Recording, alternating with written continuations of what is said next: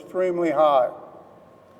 Matter of fact, the last number I've seen was 60,000 veterans homeless, which is more than live in Carson City, Nevada.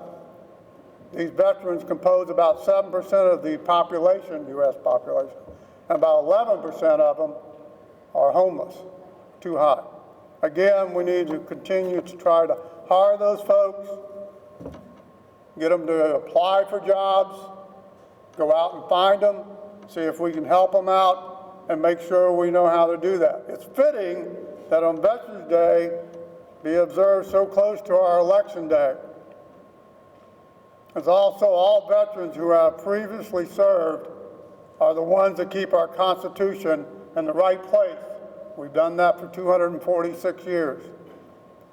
For many of them, the nation was worth enduring long separations from their family, missing the birth of children, freezing in sub-zero temperatures, sweating in the desert, sacrificing their health, and far too many losing their lives. When the politicians get around to finally recognizing many of the diseases and environments we've been exposed to, first thing they start talking about is how much it's cost. What we need to say as veterans is, how much does it cost to be a veteran? And many of us have experienced that. Most of you sitting out there are probably in the same shape I am. We have a lot of physical elements, particularly as we get older, and sometimes we address them. Many times we just keep them ourselves, and like always, keep soldiering on. We're exposed to the burn pits, the other toxins that we experience in the desert. We continue to pay a high price for the military service that we chose.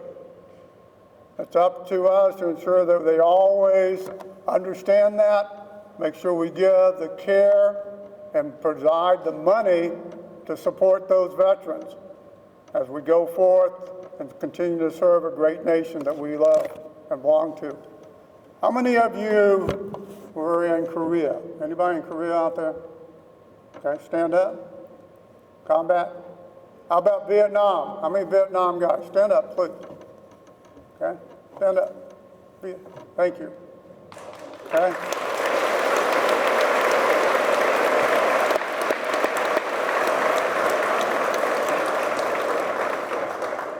It's taken them over 50 years to finally say we got exposed to some stuff over there. Okay? Agent Orange in particular. 50 years. And they still fight us on some of those things as we go forth. And I know some veterans that I've been at their funerals as they went away that should have been helped long before now. All 4 veterans. Stand up, please.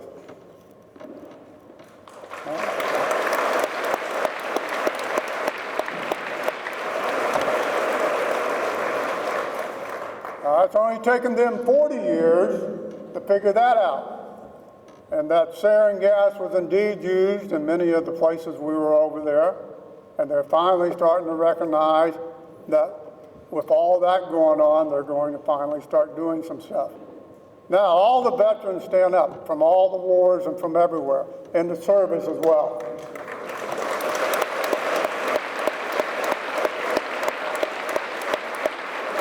Thank you.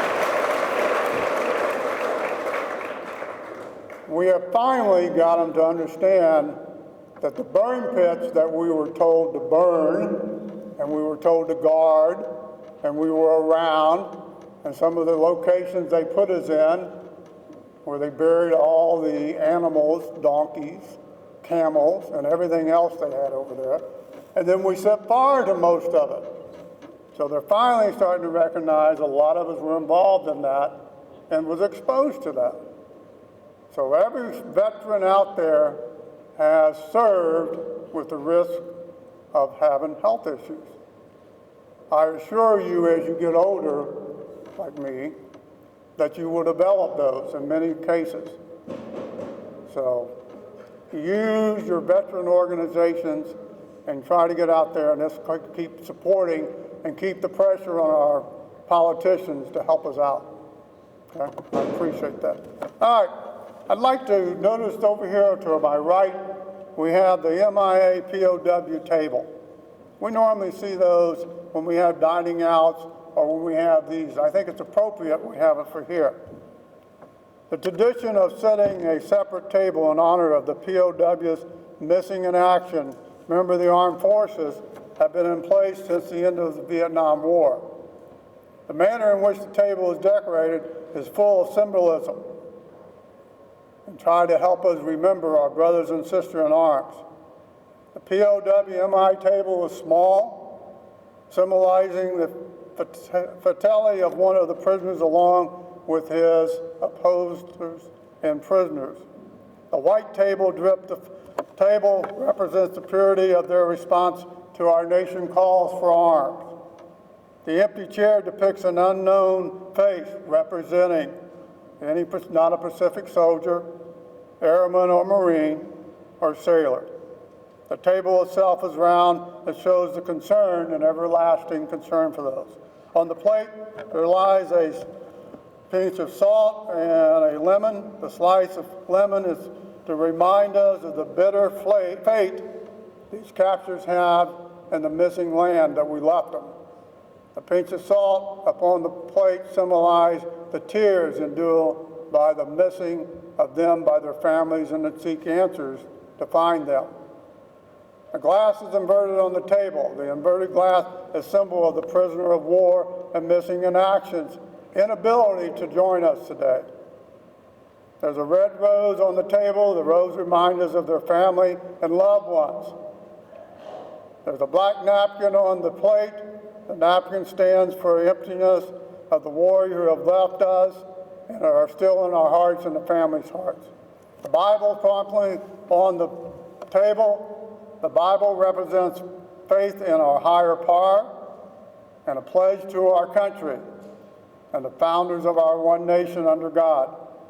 The candle lit with the yellow rose or yellow ribbon is representative of the light hope we shine for the heart and illustrate their way home from their captives to the open arms of a grateful nation.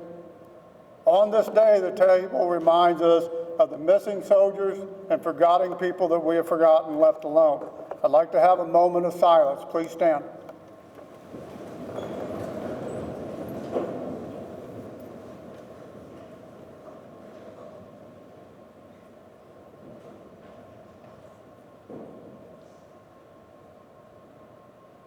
Please be seated. As I finish up, I'd like to read a poem that I was reading the other day. It says, "Thanks to a Veteran." It was written by Justin Minks, elementary school, 5th grader. Thank you for the job well done. Thank you for the battles won. Thank you for the battles fought. Thank you for the freedom bought. Thank you for the time you served. Thank you for the freedom you've earned. Thank you for the families that shared you. I know they miss you, they really do. I'm sorry for the lives that were lost. Freedom isn't cheap. It comes at a very high cost. I love my freedom, the red, white, and blue. Thank you, veterans, for all you do. I thought that was pretty good. End of quote.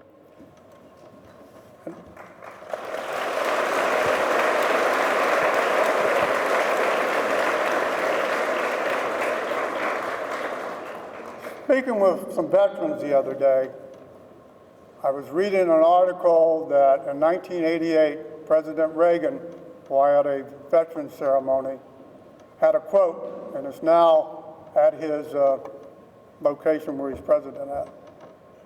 It goes like this: some people live an entire life and wonder if they ever made a difference in the world. A veteran doesn't have that problem. He knows he had an influence on the world because of our service. I thank you for your service, and I appreciate you being here today. Thank you.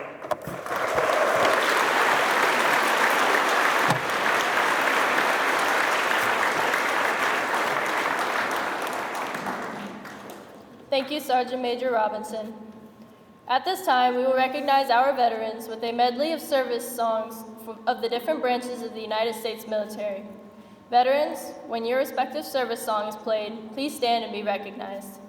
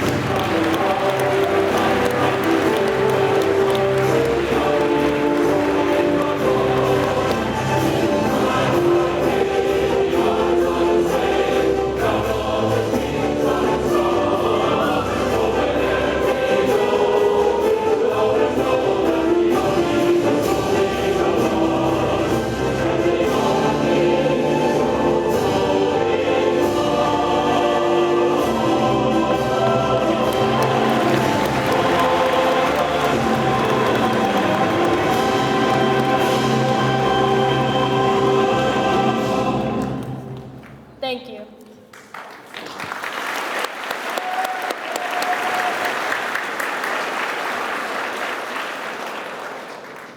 World War I, known at the time as the Great War, officially ended when the Treaty of Versailles was signed on June 28, 1919.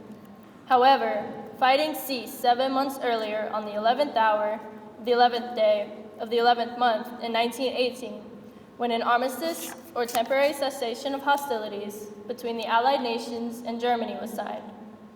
For that reason, November 11, 1918 is generally regarded as the end of the war to end all wars. In November 1919, President Woodrow Wilson proclaimed November 11th as the first commemoration of Armistice Day with the following words: "To us in America, the reflections of Armistice Day will be filled with solemn pride in the heroism of those who died in the country's service and with gratitude for the victory, both because of the thing from which it has freed us and because of the opportunity it has given America to show her sympathy with peace and justice in the councils of the nations." The United States Congress officially recognized the end of World War I when it passed a concurrent resolution on June 4, 1926. An act approved May 13, 1938, made the 11th of November in each year a legal holiday, a day to be dedicated to the cause of world peace and to be thereafter celebrated and known as Armistice Day. Armistice Day was primarily a day set aside to honor veterans of World War I, but in 1954, after World War II had required the greatest mobilization of soldiers, sailors, Marines, and airmen in the nation's history,